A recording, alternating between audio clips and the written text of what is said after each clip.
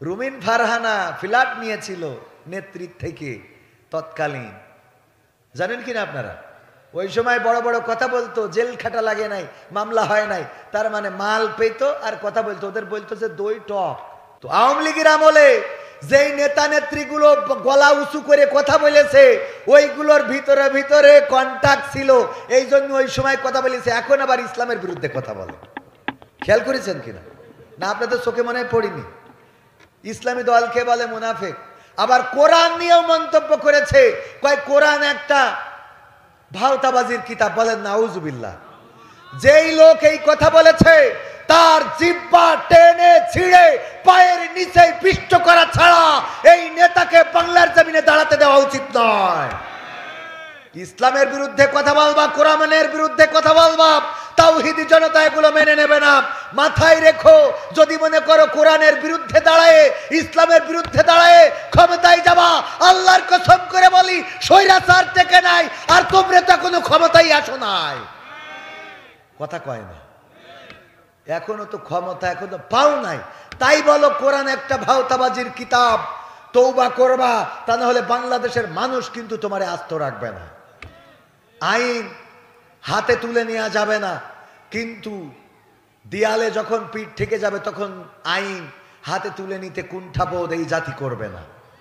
আপনারা দেখেছেন একটা দম্পতিকে রাস্তার পরে বড় দাও দিয়ে কুপানো শুরু করেছে, দেখেছেন না? স্ত্রী সামনে ঢাল হয়ে স্বামীকে রক্ষার চেষ্টা করেছেন, দেখেছেন কিনা? যারা অনলাইন দেখেন তাদের চোখে পড়তে পারে। এই দুইজনকে পুলিশ এসে ধরে নাই, বিজিবি সেনাবাহিনী এসে ধরে নাই, কারণ ওই মুহূর্তে ওখানে আইনের লোক থাকার কথাও নয়। তো ওই সময় কি করতে হবে? প্রশাসনের জন্য ওয়েট করতে হবে। বাকারি নিয়ে পিটাইয়ে দুইজনরে ধরিয়ে তারপরে পুলিশ দিতেছে যে তোরা ধরতে পারিস না, এটা ধরি দিলাম। তার মানে অন্যায় যদি করে চোখের সামনে পিটাইয়ে যেন মরি না যায়, খাবি খাবে, মানে অবস্থা রাখবেন যে খাবি খাবে কিন্তু মরবে না। পিটাইয়েতে আইনের হাতে দিতে হবে। ইসলামের বিরুদ্ধে যে দাঁড়াবে তার বিরুদ্ধে আমাদের সংগ্রাম চলবে। তোমরা যদি মনে করো যে আমাদের মারবা, ধরবা, কাটবা, আমরা 16 বছর পার করে আসিছি, সামনে আরো পার করতে পারবো। আমরা ফাঁসির কাষ্ঠের রশিকে আমাদের জুতার ফিতা মনে করি। আমরা মৃত্যুকে বরণ করি কারণ জানি যে শাহাদাতের ওপারেই জান্নাত। ঠিক না বেঠিক? ওগো আমার ভাইয়েরা, এই জন্য ইসলামের বিরুদ্ধে যারা কথা বলবে, কোরআনের বিরুদ্ধে যারা কথা বলবে, তাদের সাথে আমাদের কোনো আপোষ হবে না। আজকের এই মাহফিল নিয়ে যুব সমাজ দুঃখ করে বলল, ভাই আমরা যুব সমাজ এই মাহফিল করি মসজিদুল বুখারী ধর্মটিয়া পশ্চিম পাড়া যুব সমাজের উদ্যোগে এই মাহফিলটা 6টা বছর ধরে আয়োজন করছি। এই বছর আমাদের বাধা দেওয়া হয়েছে, অথচ ইতিপূর্বের 5 বার হয়েছে আওয়ামী লীগের আমলে। ঠিক না ঠিক? বাধা যারা দিয়েছে তারা আওয়ামী লীগের নন, তারা হয়তো বিএনপিরও নন, তারা কিছু এই অ্যাঙ্গেলেরই লোক। আমি তাদেরকে বলতে চাই, আমি বলেছি এর প্রেসক্রিপশন হলো 2.5 হাত 3 হাত বাকারি দিয়ে পিটাইয়ে তারপরে আমার সাথে যোগাযোগ করবেন। ঠিক না ঠিক? কয় আপনি একটু বুঝাবেন যাতে হেদায়েত হয়। আবু জাহেলের হেদায়েত, ওয়ালাইকুম আসসালাম, ভালো আছে? আবু জাহেলের ওর বুঝাই হেদায়েত করা সম্ভব? যে কোরআন জানতো, বুঝতো, কোরআন শোনার জন্য যে দাঁড়াইতো, আবার কোরআনের বিরোধিতা করতো। কথা কয় না? এদের কি ওয়াজ করি ভালো বানানো যাবে? ওদের জন্য কি দরকার? বাকারি লাগবে। কোরআনের মাহফিলে বাধা দেওয়ার চেষ্টা করবে, পিটায়ে হাসপাতালে পাঠাবেন, মরি যেন না যায়। কারণ এখন এই ছাড়া কোনো রাস্তা নেই, এখন আর কোনো পিছনের দিকে তাকানো হবে না। আমরা বুঝতে পারছি প্রশাসনে ওই তাদের লোকই বলছে যে 90% লোক রয়েছে বিশেষ দলের লোক। শুনেছেন না আপনারা? বিশেষ দলের লোক। এই জন্যে এইগুলো নিয়ে তাদের যদি বলেন যে আমাদের এখানে বাধা দিচ্ছে, ওরা কথা বলবে না, কারণ ওরা চায় যে এরকম কিছু হোক, ওরা যেন বলতে পারে আগে তো হইতো এখন হচ্ছে না। কথা কয় না? কথা কি বুঝেছেন? আইন হাতে তুলে নেবেন, তবে সেটা যেন চূড়ান্ত পর্যায়ে না যায়। নেবেন তখন যখন দেয়ালে পিঠ থেকে যাবে। 999-এ কল করেছেন, আসছে না। কোরআনের মাহফিলে বাধা দিলে যেই বাধা দেবে সে যেই হোক, জামাত ইসলামের লোক হলেও পিটাইয়ে সোজা করবেন।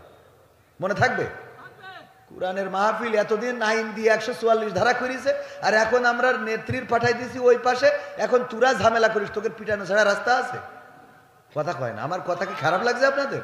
এই ছাড়া আর কোনো রাস্তা আছে? কোরআনের সাথে যারা করবে দ্বন্দ্ব তাদের সাথে কবু হবে না আপোষ। কোরআনের সাথে যারা করবে দ্বন্দ্ব তাদের সাথে কবু হবে না আপোষ। দোষ আমার রবের কাছে রব নির্দোষ, মহান প্রভুর কাছে রব নির্দোষ। কোরআনের সাথে যারা করবে দ্বন্দ্ব তাদের সাথে কবু হবে না। কোরআনের কথা যারা বলে যায় আজ তাদের দমাতে কত ফন্দি, কাউকে ধরে নিয়ে দিয়েছে ফাঁসি, কাউকে রেখেছিল বন্দি। কোরআনের কথা যারা বলে যায় আজ তাদের দমাতে কত ফন্দি, কাউকে ধরে নিয়ে দিয়েছে ফাঁসি, কাউকে রেখেছিল বন্দি। হক কথা বললেই জ্বলে যায় গা, কোরআনের কথা সইতে পারে না। হক কথা বললেই জ্বলে যায় গা, কোরআনের কথা সইতে পারে না। জানি না তাদের আমাদের পরে কেন এত আক্রোশ। জেল জুলুম হলেও হবে, জেল জুলুম হলেও হবে, বিবেকের কাছে তো বুড়াব নির্দোষ। আমার রবের কাছে রব নির্দোষ, মহান প্রভুর কাছে রব নির্দোষ। কোরআনের সাথে যারা করবে দ্বন্দ্ব তাদের সাথে কবু হবে না। কোরআনের কথা আজ বলতে গেলে আসছে বাধা কত ভাবে, কোরআন প্রেমিকেরা হাতে রেখে হাত সামনে এগিয়ে যাবে। দিনের কথা আজ বলতে গেলে আসছে বাধা কত ভাবে, কোরআন প্রেমিকেরা হাতে রেখে হাত সামনে এগিয়ে যাবে। হক কথা বলতে করি না কো ভয়, জীবনের বিনিময়ে আনবো বিজয়।